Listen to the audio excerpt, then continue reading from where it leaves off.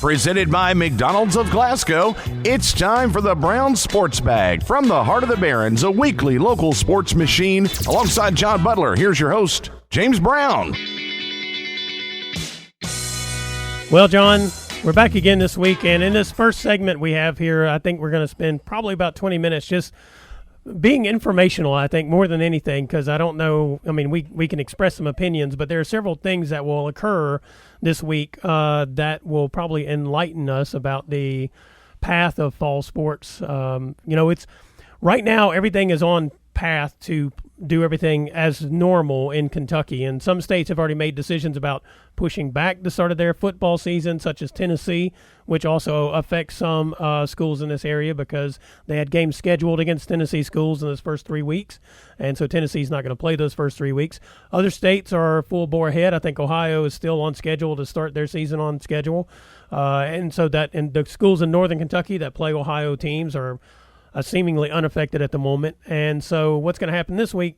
First thing is tomorrow, I think there's an interim joint Board of Education committee meeting, interim committee joint something up there in the legislature, and Julian Tackett's going to be there. And it says update on sports, okay? I take it that probably means one of two things. One is an update on the process that has been done so far, I think starting in June 15th predominantly, and how they've gone about the process of letting athletes return to workouts, not necessarily practices per se, but workouts, and getting them off the couch and getting them back and getting them in touch with their coaches and that kind of thing. And last week I went out and shot some photos of some soccer and football teams, Glasgow and Barron, doing that, and talked to the coaches a little bit about what they were doing in terms of how they were organizing that. So I'm guessing that's going to be an update tomorrow. And maybe there's going to be a hint as to what's going to happen later in the week, because later in the week there will be a Board of Control meeting. I think the one on Friday, the part of it on Friday, will be Zoomcast, as they like to call these things now, which means you can basically tune in and watch it. This will be akin to what they did on May 28th.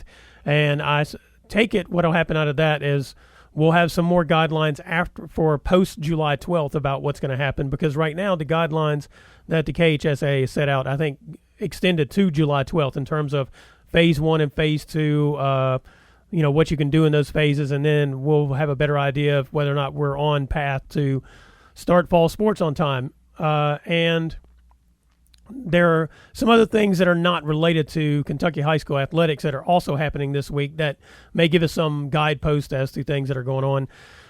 So anyway, the bottom line is right now we don't know any more than we did last week, but at least this week we're having a week where we should get some more info about what we can expect going forward, I think. So what you're trying to say is we'll be a lot more knowledgeable by this time next Monday. I would hope so. And if we're not, I don't know what to tell you otherwise. But to be honest with you, I've kind of had this conversation on Twitter with a couple of folks where I explained to them after the Tennessee decision that there were some folks who were like, I think they're just going to try to find a way to cancel fall sports. And my position was this. Here in Kentucky, we've done a lot to try to deal with the circumstance that's in front of us and contain the spread of the coronavirus. I mean, it's not 100%, but we've done a lot better than a lot of states around us. And because of that, I have a more positive outlook on the potential for fall sports, especially non-contact sports. But also I have a positive outlook on football and soccer because of those things. And I just feel like we've done things to head us in the right direction. Yes, it may feel like, our governor or KHSA or whatever's dragging their feet and making decisions while other states are just going ahead and making decisions. But I think you and I have talked about this even before we went on our sabbatical. And since we've been back, we understand the frustration, but I do prefer the cautious approach and the measured approach to, radical swings one way or the other. Yeah, I mean, I guess it just depends on what hour you talk to me about this issue.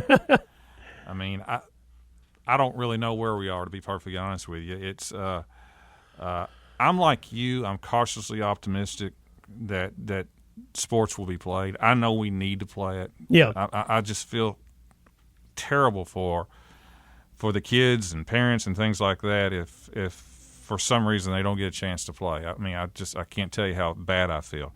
This is a tough call. It's a tough issue in a lot of ways, and our numbers in our state are better than most, and actually it's something to actually give us hope with. To be perfectly honest with you about playing. The problem is at times is that a lot of the talk, a lot of the news, a lot of the sports media, tends to be at times very negative to whether or not you can play. At times, it looks like on TV that a lot of the sports media doesn't even want the professional sports to play, which is the oddest thing I've ever seen, to be perfectly honest with you. Yeah. And I've said this 1,000 times, if you want high school sports to play, then a couple of things needs to happen. Number one, you better hope that the NBA can pull it off. Yeah. You better hope Major League Baseball can start July 24th. Mm-hmm. You better hope that college football is played in the fall. Yeah. If those sports can pull it off, and I think they will, but again, they keep getting pounded with criticism and so forth. Mm-hmm. If they can pull it off, then high schools will breathe easier and have a chance to play. If they can't pull it off, I can't see high schools being able to pull it off. And I think that's a really a key moment. You better hope so. We keep emphasizing to our coaches over and over and over to wear a mask, even though you disagree with it, and a lot of people don't wear them. It is something that if you want the sports to go, then that's probably something you better be hoping for. That's akin. If a coach does not want to wear a mask, that'd be like saying, well, I want to coach, but I don't want to go to the extra training or whatever necessary to get certified in certain ways that are now required. I just want to be able to walk out here and coach. Well, that's great. There's AAU and USSSA and all these other organizations that don't require a whole lot from you. And if you want to go do that, go do that. But the requirements are more stringent if you're at a school because, first of all, many of you are educators, which means you kind of have to meet those requirements to start with. And if you don't want to do those things, that's fine. There's other venues for you. But if this is the path you've chosen and this is just a thing that's right now and not forever, but you have to do right now, I don't see why you'd be opposed to it necessarily. I don't like wearing the mask. To be honest with you, here's one of the things that's happened to me physically because I wear my mask all the time when I'm out and about. I've started getting nosebleeds because my sinuses dry out. I hate to say this on air like this, but it's something I've realized that I got to deal with. But I'm okay with that versus my other potential outcomes. Yeah, and if you want sports to play at any level, nationally, the numbers need to start coming down. They do. They clearly can't be exploding. They need to come down, and I understand that the death rates are actually been pretty low. Mm-hmm. A lot of the news is I don't think we always get a full perspective and things like that context, but I still think it's critical that baseball, college football, pro football, and the NBA, if they can make it through here, then I think we will be able to make it through. If they can't, I'm afraid that high school sports would be in trouble. Yeah, and I go back to like what I said. I can see Tennessee made a decision right now, but their numbers are on the rise. They're escalating pretty quickly. They're not up there with like Texas and Florida percentage wise, but they're on the upswing and not the downswing or even level. But we have been on the downswing and level in Kentucky. We have been. And I can see what could happen in fall sports is basically a mandate that you can't play outside the state with your high school team. I know travel teams are traveling all over the place and playing, and again, I feel like there's not necessarily a different level of responsibility, but what happens when you have a travel team is that's mostly made up of parents and people who have agreed to be a part of something, and I guess they agreed to whatever risk they're taking as part of what they're doing, and they're going and playing in places where everybody else feels the same way. And not everybody's going to be the same on a high school football team or a high school basketball team or high school golf or soccer or whatever, so you're having to deal with a lot of different kinds of personalities coming into this setup versus, those other arenas. So I can see where we might have a situation where the KHSAA or even school districts individually say, look, you can play your neighbors but you're not traveling. You're not traveling to the county that it's like shooting through the roof or whatever. Well, if that's the rule and that's the only way to play, I think 99% of people would jump on that. Okay, we'll just play our state. We won't play everybody else. I'm in right now. Let's go. Well, and I think we can. I think there's a way we can do that in Kentucky. Yeah, well, sure. That's why I stay optimistic about the possibility. Then I'm fine with that. Yeah, I think that's possible in Kentucky. A couple of other interesting things, though, that I did see coming up is that the Ivy League has I think it's. I don't know if it's a meeting or just a press conference planned for Wednesday, and the speculation is the Ivy League is going to decide to move football to the spring. They can, but I think that is unique to them. Well, I was going to say they're totally isolated in whatever they want to do. I don't think our commissioner have already said earlier. Now he could change his mind that he could see no way that football would ever be moved to the spring. Yeah, because he doesn't want to play a spring campaign and then turn right around and play a fall. Yeah, I mean that's a lot of hits. Mm-hmm. The Ivy League could pull it off because 99% of the players that play in the Ivy League are not going to go pro. Right. Yeah. I mean, if you move the college football season to the spring, could they play? Yeah, they could play, but a lot of good players aren't going to play. Yeah. You think Trevor Lawrence is going to play? No. We've seen this with the bowl games. They're not going to risk the injury, and then because the draft is in May, they're not going to be playing up to their draft. So, again, the stuff changes so quickly. Mm-hmm. The news cycle, the evidence, and things like that. I'm pretty convinced that colleges are going to play. I think they're going to play their football and all that other stuff because why bring all their athletes in? They're not sending them home. No, that's right. I mean, they're testing them, and you got a percentage of them that has it, but they quarantine and they move on. I mean, they're not just shutting down. So it looks like to me that the colleges are right now on track to go ahead and play. Well, and I was joking with somebody earlier, when they had the 23 LSU players and staff members or whatever who Clemson tested had 30. Yeah, well, when those LSU ones tested positive and they had found out they had been hanging out at Tigerland, and it's probably where it came from, I imagine Ed Orgeron told them, you got two choices.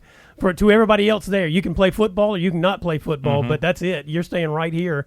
And I imagine that's kind of what happened is these colleges were able to after that first little wave and some of their players and staff members got it, and then they looked at it and they just, they told those players and their staff members, if we're going to play, we're going to play. If you don't want to do that or you want to go hang out, you can go do that. Those are your options, really. And, people talk about not being able to control what 19 to 23-year-olds do. And, yeah, you're right, except that you can certainly give them incentives not to do things. Right. And that kind of applies, I think, to high school students as well in a lot of ways. That's true. Like I mentioned last week, though, the difference is you're not testing the high school kids. Right. And if they're asymptomatic, you'll never know, right? That's right. I mean, they're not under the constant testing. Yeah. The only test they get is a temperature check. Mm-hmm. And if you're asymptomatic, it doesn't show up there either. Right. So, it's one of those deals where, you don't know how many kids have it, and you can say that's good, you can say it's bad. Yeah. Depends on how you want to look at it, but do their parents have it? Do things like that? That's sometimes the issue in high school. I've said this before. I don't worry about the players per se. I think those teenagers are. It does not seem to have near the effect as far as I can tell. Mm-hmm. I worry a little bit about coaches and maybe parents that come in contact, but this stuff changes. There's not a real good answer. Yeah, there's not. I mean, and I'm kind of in the middle. There's not the let's just play and wing it crowd, or let's stay at home and not give these kids a chance crowd. I'm not with kind of either one of them. Yeah, and it's I do know these decisions are easy if you don't have to make them. Yeah, all decisions are easy if you don't have to make them. If you have to make these decisions when you're kind of in a row of. Yeah, playing sports is voluntary. Uh-huh. It is. You don't have to play sports. If you're worried about it, don't play. But as a decision maker, you still feel responsibility. Yeah. For allowing a school to open or a sport to open and somebody gets sick, you still feel that responsibility. John, there are no good choices. Like I said, not playing at all is just horrible for these kids. Yeah, John, it's a lot easier to coach from the stands with 3 seconds left in that game than it is to coach from the bench, isn't it? That's exactly right. And I think that's what people seem to forget about all decision making, whether you can visibly see it or not visibly see it. There's a lot usually that goes into it. I mean, if you're going to call a play with 3 seconds left in a basketball game and you're trying to win that game, you know the player who needs to get that ball, and you know the play that needs to be run based on whatever somebody else is doing, because you've done your research. It doesn't always work out. It doesn't. But sometimes it does, and you just don't know the answer to that until the final buzzer goes off, really. Yeah, and when you're dealing with people's health, it just takes it up several more notches. Yeah, I may have made that sound a little flippant, but then a lot of people kind of respond to these things in very flippant ways. Yeah. So, but there are a couple of things. I think you mentioned this last week about what the schools do in terms of in session, when, and that kind of stuff will affect sports as well, and there are a couple of things that are going to happen this week that will give us a better idea about what the schools are planning on doing. I think the Barron County Board of Education has a meeting on Thursday night, and there's a proposal, I guess, before the board, or will be, to maybe move the start date of school back to August 24th from August 12th. I guess the board will be voting on that and maybe make some other changes or decisions on Thursday night. By the way, I think it's Courtney Cruz is going to come by 9 a.m. on Friday and talk to Patty on 103.7 Nash Icon to tell us about what those decisions were and what's going to happen. So tune in there 9 a.m. Friday. And then meanwhile, Thursday night, Glasgow's Superintendent Keith Hale is going to have a webcast. I think both school districts did surveys of parents to get an input into, what they feel comfortable with. I didn't see the surveys. I don't have kids in school anymore, and I didn't really look at them. But anyway, so then I think there are going to be 3 proposals that'll be put forth before the Glasgow Board of Education to vote on. I think their next meeting is a week from today. I think it's July 13th.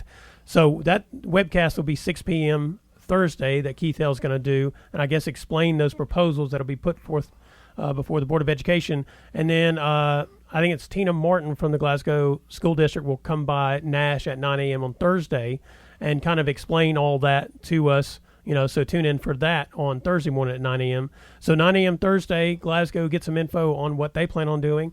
9 a.m. Friday, get some information on Barron County and what they plan on doing. This will be on 103.7 Nash Icon. So those things will also have an effect on what we know come next Monday about the potential impact on fall sports. Yeah, we'll have some, instead of speculation, we'll actually have guidelines from the commissioner, guidelines from the school by next Friday. Yeah. By next Monday when we have our show. Yeah, so, that's good. As you say, it is frustrating, and it seems like it's all over the place. But as I say, I look at these things as like a process, and I understand the frustration if you're tuning into all the different national news outlets. You got things coming at you from all over, and you don't know what's what.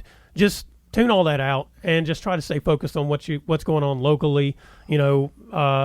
Listen to, your local news or that kind of thing. And see what info you can get. That's why I wanted to do this segment up front, is for the people who listen to this show, and then we put it up on the podcast, you'll have an opportunity to at least know there's some info coming your way here this week that should help us going forward to know what's going on. Well, it's so easy right now to be confused, frustrated, all those things, because you're right, you get bombarded with information, misinformation, just information that lacks perspective sometimes, and it is kind of hard to put it all in something that makes sense. Yeah. And to some degree, that's actually supposed to be the role of the news, is to try to take all the information and put it in a context so that you can understand it. But these days, I don't know.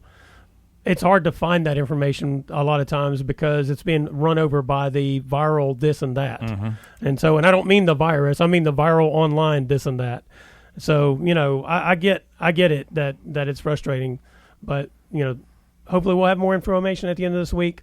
In our next 3 segments, we're going to have a little more fun. All right. This is Brown Sports Bag, brought to you by McDonald's of Glasgow. We'll be right back. Presented by McDonald's of Glasgow, it's back to the studio with James and John, the Brown Sports Bag. Well, John, a couple of interesting things that happened since last week for us. One was Cam Newton signed with the Patriots. I think they have 3 quarterbacks on their roster, and the guaranteed contract of those 3 quarterbacks combined is less than $2 million. Yeah, Cam signed for the league minimum. I think $1 million. Or it's $500,000 guaranteed, and then like 1.2. Something. Yeah, and he has bonuses. He could possibly make $7 million. A typical New England deal. Yeah. You know, they'll Right. they'll try it. You know, they'll see if he's healthy. You know, that's worth it to find out if he's healthy, if he fits, and you know, I think it's a good move for him. I'm not a big Cam Newton fan, but I think it's worth the risk. And everybody, again, the national media folk who's driving me crazy. You just need to turn them off. I should. But what else are you gonna watch? You know, I can't go to the news. I can't go to that. You know, so I'm just trying to pick and choose. But anyway, you can watch it. Nailed It on Netflix, where they just talk about trying to bake things. I guess. Chopped. Those are very good. But anyway, they said, you know, the system doesn't fit him, and it's complicated and it takes long. And I'm thinking, well, the beauty of New England is they tend to mold their system around their players. Yes, exactly. I don't know. Anybody who makes that argument must have not watched a single Patriots game for the last 20 I'm years. listening to the football experts, and I'm like, are you kidding me? I mean, when Tom Brady was not playing, they adapted to Jimmy G and to other players. I mean, they're very Matt Castle. Yeah, they're very adaptable, and so if he's good enough and healthy enough, then it'd be worth it. If he's not, you know, New England, well, they got rid of Tom Brady basically. Right. I mean, they're not loyal to anybody. This is the greatest moment of Bill Belichick saying, "Stunt on me, watch me stunt on you." I mean, that's basically him saying that to Tom Brady, I guess, and Rob Gronkowski. If you get down to the brass tacks. Yeah, I mean, they're not. I mean, they're not intensely. Would they like to have Brady back? Yeah, but at their terms and their price. Mm-hmm. And same thing with Cam Newton. Yeah, New England's going to be good.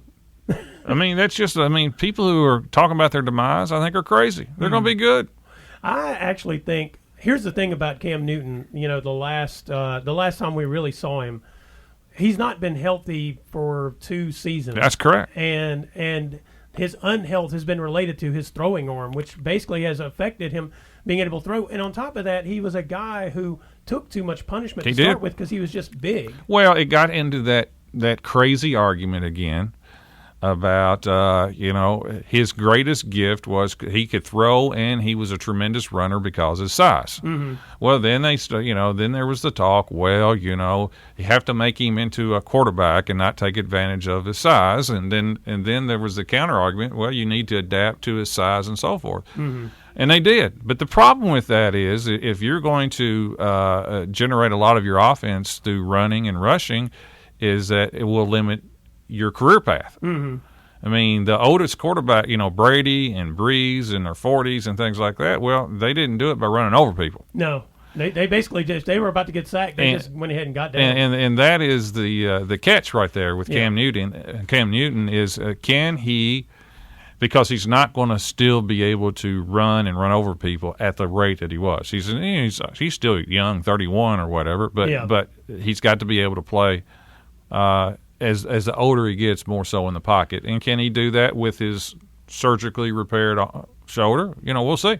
You know, there are 3 but he's worth the price. Yeah, that's for certain. There are 3 examples that just came to the top of my mind whenever I saw that Cam Newton signed with the Patriots.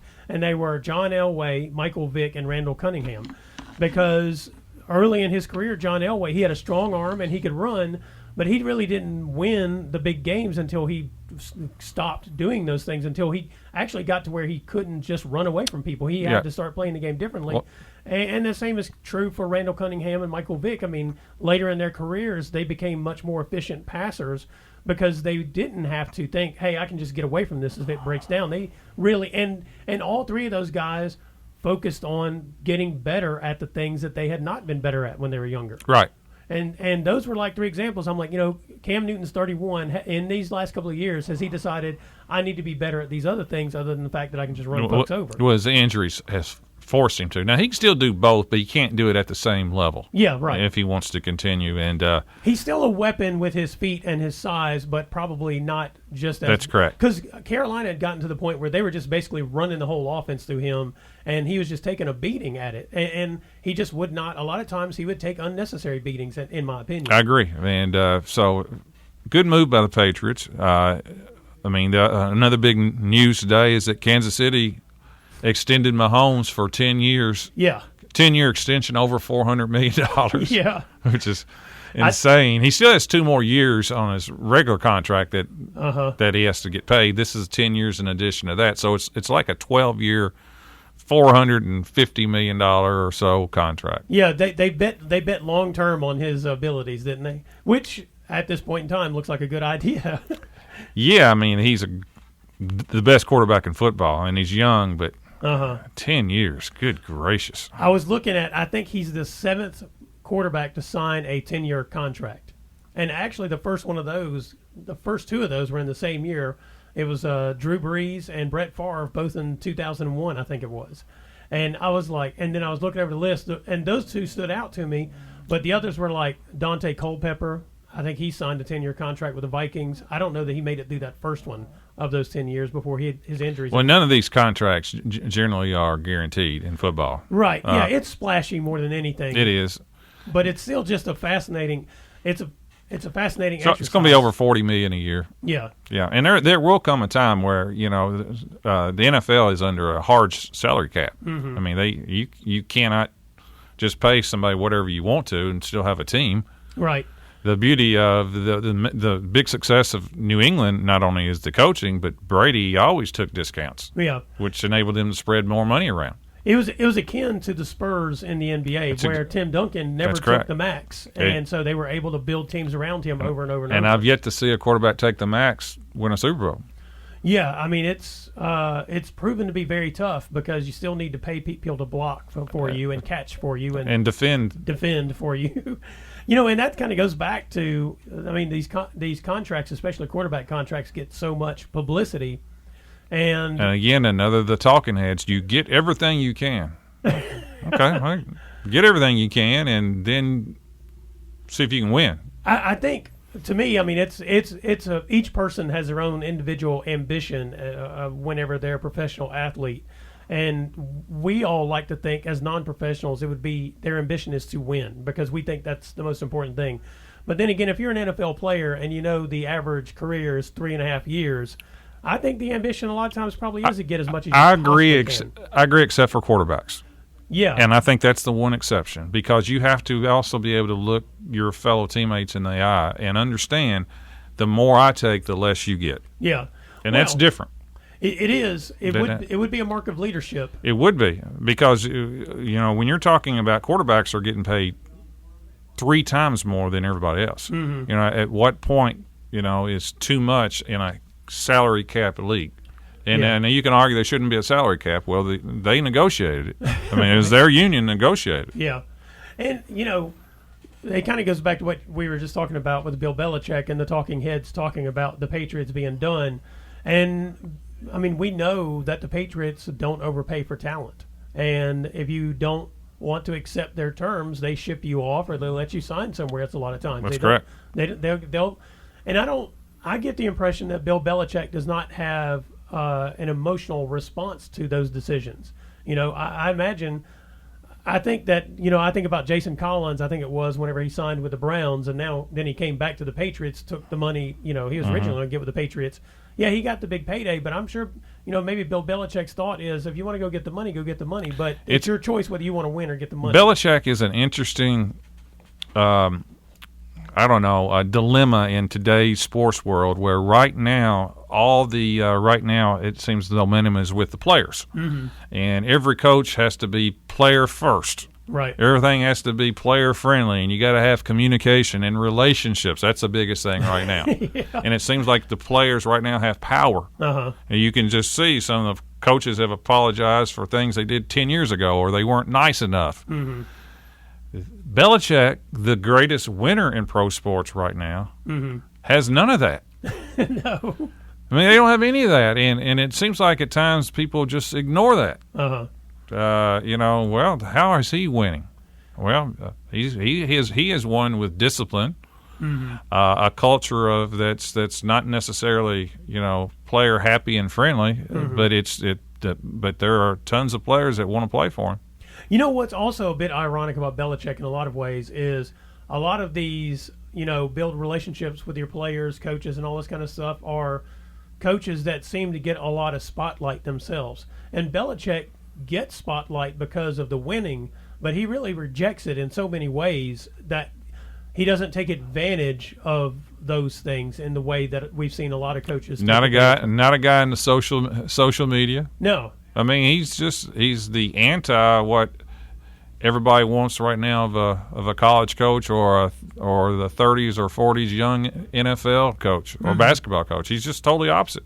Yeah, I mean, even down to when they webcast the draft, just his whole demeanor and that setup was like, well, I got to be here, and they told me I had to have this thing on. I know. I mean, but I let my dog do the draft or whatever. Yeah. I mean, it's a total rejection of everything that we seem to hold important these days. And when I say we seem to hold important, it's not important. It's just that we're told those things, the flashy things, are supposed to be important. Like selling yourself is like supposed to be the thing that's most important. And I guess, I mean, I don't know, maybe it gets you paid more or whatever, but I don't know that it gets you anywhere. I don't know if it gets you any more wins. No, it does not. As a matter of fact, it gets you beat 10-3 in the Super Bowl is what it gets you. That's true. But on the NFL front, I just think I would be curious. I would love to be in a position to be in some of these organizations right now, seeing the discussions they're having about how they're preparing for the season, because there is the discussion. The NFL shortened the preseason from 4 to 2 games, but now I think they'll probably just eliminate the preseason because they're going to sit down and I think the NFLPA Players Association put forth a thing saying just let's get rid of preseason, and I don't like preseason anyway. Right. So I don't really have a problem with it. The NFL is going to play. Yeah. I am 90% sure, not 100%, 90%. The players only get paid during the season. Right. I mean, in other leagues, oftentimes their checks are spread out throughout the year. Yeah. They haven't got a check since January. Yeah. And a vast majority of the NFL football players aren't making quarterback money. No. They have to have a season to get paid. That's why they're going to play. Well, and I guess that's also, I mean, the players want to play the games that matter because they're probably focused on that in the sense of those who want to win and those who want the money. And there's enough players that will play if a certain percentage don't want to play. Yeah, that's right. And you won't tell much difference. The only time you'll tell a difference if quarterbacks are sick or can't play. Yeah, that's a big drop off right there in talent. Well, we saw some of those guys in the AFL and the XFL that played in this past offseason area. There were some pretty good players, and I tell you what, I was probably most impressed with some of the kickers that showed up and played in those two leagues. That I was like, well, they've got some kickers here that probably can get a day. But there were some receivers. They would be considered undersized for NFL receivers, probably not quite fast enough to overcome that. They're not Tyreek Hill or whatever. But there were some pretty skillful players in terms of catching balls and just making plays. Didn't see really any quarterbacks in those. No, that's what I'm saying. The quarterback but there are some skill players and defensive players that certainly could find a spot on an NFL roster and probably will. I would not be surprised if they do. Like I said, football is the one sport that it looks like could be the toughest to play in this environment. Mm-hmm. But it's the one sport, the NFL football is the one sport I am most confident will play. If the money's on the line, they will be on the field. I think they will play. Don't you? I'm with you because also I mean, you hate to say it, but a lot of football players, I mean, you can't have a lot of fear in your life when you play that sport. Yeah, they mostly feel they're indestructible to start with, yep. So I'm sure that's just like, whatever, let's go play football, and it'll all work out one way or the other. That's right. Well, this is Brown Sports Bag, brought to you by McDonald's of Glasgow. We'll be right back. Presented by McDonald's of Glasgow, it's back to the studio with James and John, the Brown Sports Bag. Well, John, tonight at 5 o'clock on the MLB Network, they are going to reveal the 60-game schedule for Major League Baseball this season. And we're going to carry the Reds games here on 104.7 The Score. So we'll put something online later tonight about what that schedule looks like. Well, you're not going to see the Reds and the Dodgers this year. You're not going to see unless it's the playoffs, because it's going to be localized. Yeah. They're going to play in their division, and they'll play the opposite division of the American League. So the NFC Central will play each other, and then you'll play the AFC Central. Okay. That's my understanding. So you're not going to be traveling. Makes sense. You're not going to be traveling Cincinnati to L.A. Mm-hmm. I mean, that's akin to what we were talking about with the potential for high school sports as playing as local as possible. And so that makes sense to me. The interesting thing to me is the players who might opt not to play at all, because they're probably going to be mostly the ones who don't have to play because they got the money. But on the flip side of that, that opens the door for the 1,000 or so minor league baseball players who have been laid off because they did cancel their season since we were last on air, and opens the door for a lot of people who want to keep playing to maybe have a shot at the major leagues.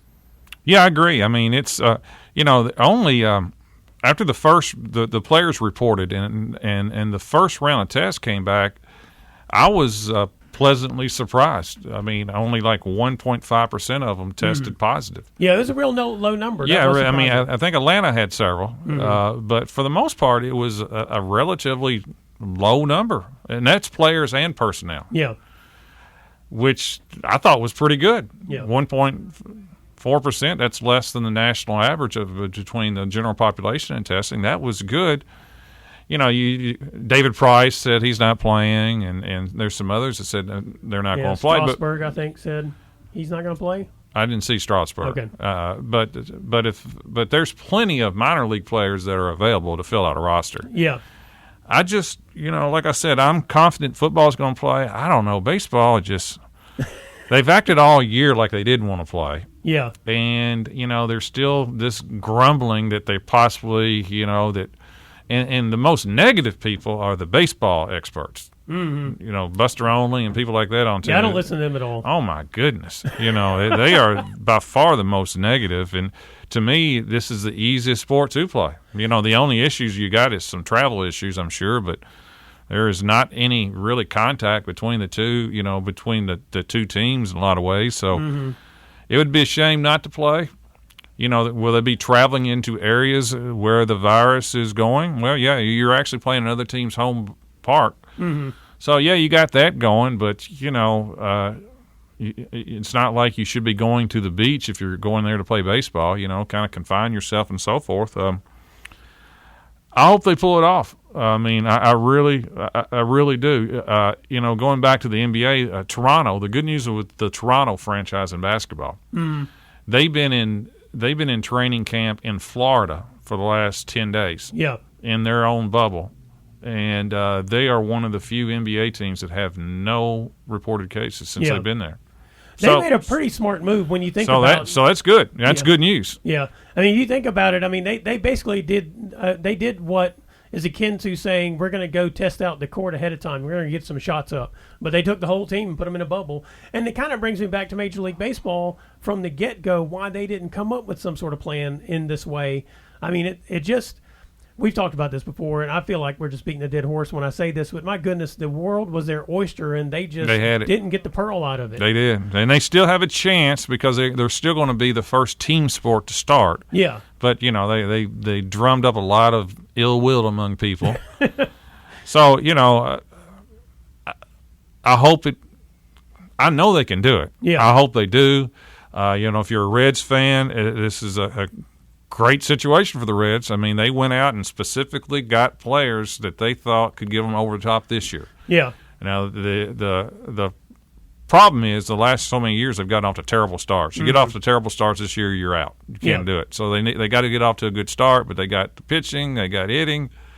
This is a wild card because you don't know who's going to be healthy, who's going to be sick, and if you get the virus, you're out at least 2 weeks, and 2 weeks in a short season, can really hurt you depending on who gets it. But they've got a great opportunity. The whole baseball does if they can get their act together.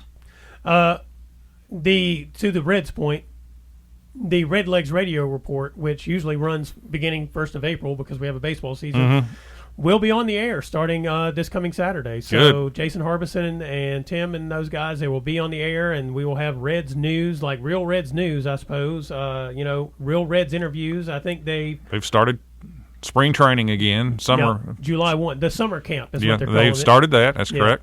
Yeah, they did that starting, last Wednesday, and that's when they did the testing that you were talking about. The percentages was right off the bat there. But going back to the Red side of things, I don't know. You're right. They can't get off to a bad start, but the upside for them is maybe because they're starting July 24th, they'll feel like they're at the peak of their season. Yeah, they're mid to late season the last few years has been good. Yeah. They just don't like April and May.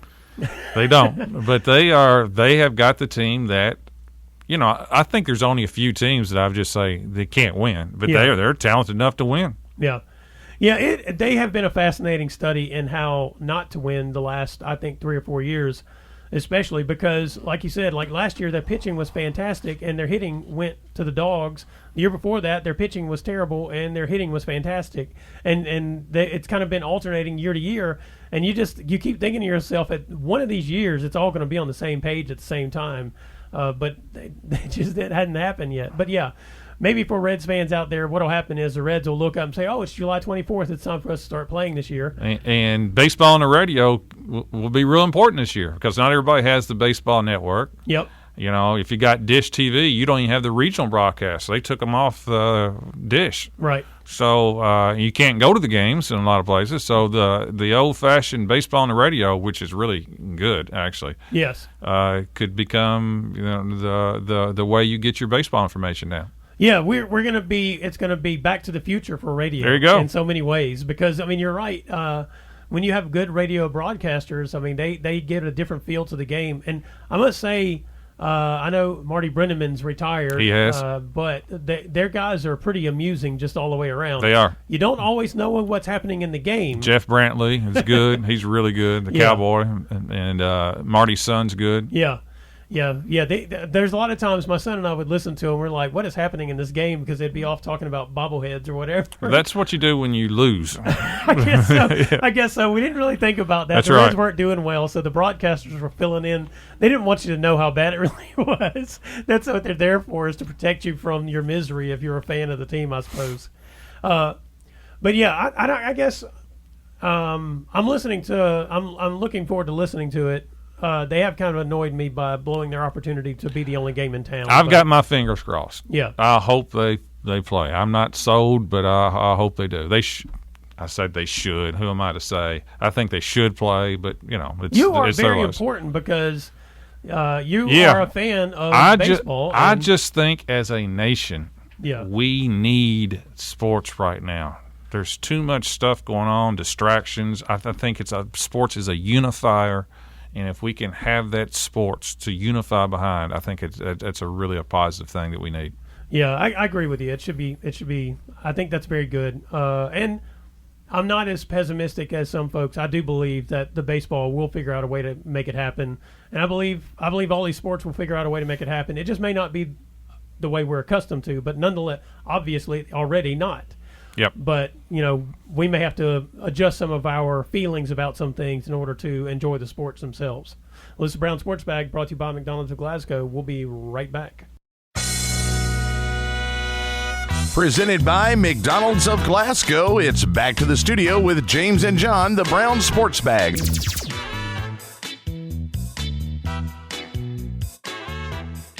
Well, John, we've speculated upon and talked about the possibility of sports in this for us in our area and overall, but there are things going on. There are people playing sports, and I think what's fascinating to me is some of the things that are, because none of them have fans that I've seen. So what's interesting to me is kind of some of the background noise or the things you don't hear. I was watching I think it was a Burnley and Southampton soccer game, Premier League soccer game on Sunday. And they didn't have fans there, so you didn't have all the noises that that din of noise that you usually hear at a soccer game. And I thought that was kind of fascinating. And the funny thing was... They've pulled it off in Europe. Yeah.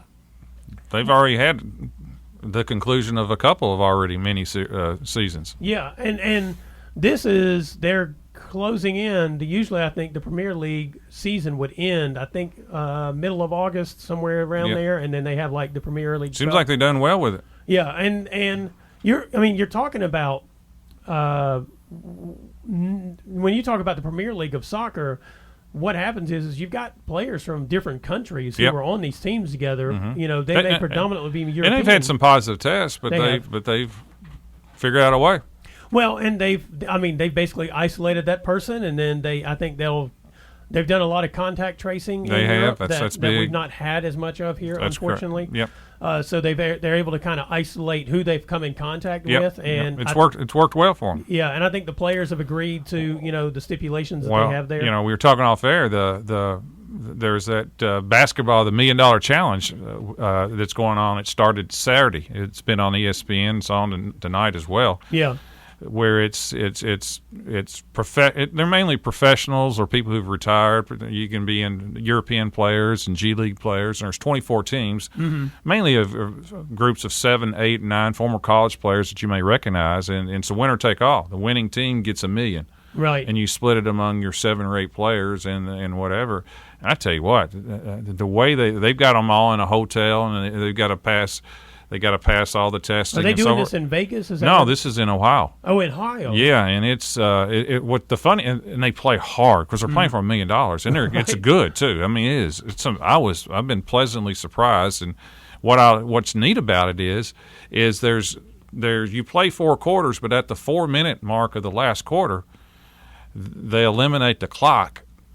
And they add 8 points to the team that's ahead. Mm-hmm. So if you got 76, your target score has to be 84. Okay. So you play to whoever gets to 84. So if it's 76 to 70, then one team only has to have 8 points. The other team has to get 14 points. So you just can't hold the ball, and you don't just foul. Right. It makes both teams score and play. I think it's pretty cool, to be perfectly honest with you. That's akin to what they did with the NBA All-Star game this year. That was the same principle. And if you lose, you have to take your bags to the arena. You don't even go back. You don't go back to the hotel. If you lose, they send you to the losing hotel, and then you're out. They decontaminate you and send you away. That's exactly right. So it's working well, and I think the NBA should take a look at it because they've got. They got a big arena, but you can't tell it's a big arena. Mm-hmm. They've got these like curtains and things like that with advertisements, with things like that, and it really makes it an intimate environment. And I think they've pulled it off pretty well so far. Yeah, I saw one of those games. I think it was Saturday night after we got done hiking, and I saw that they had the things up there with some like logos and whatnot on there. And I didn't really – dark curtains. It's a lot of dark curtains, and it's the lighting – they've done a really good job with it. Yeah, I was the game I was watching. I watched like the first quarter of it. I didn't know about the end how they did it. The end is really neat. You see I would have tuned in to see. You see a lot of comebacks and things like. I like it. Sports can do this. The PGA has pulled it off. Mm-hmm. Their ratings are good. NASCAR's doing well. It takes a lot of work, and right now, really no fans anywhere.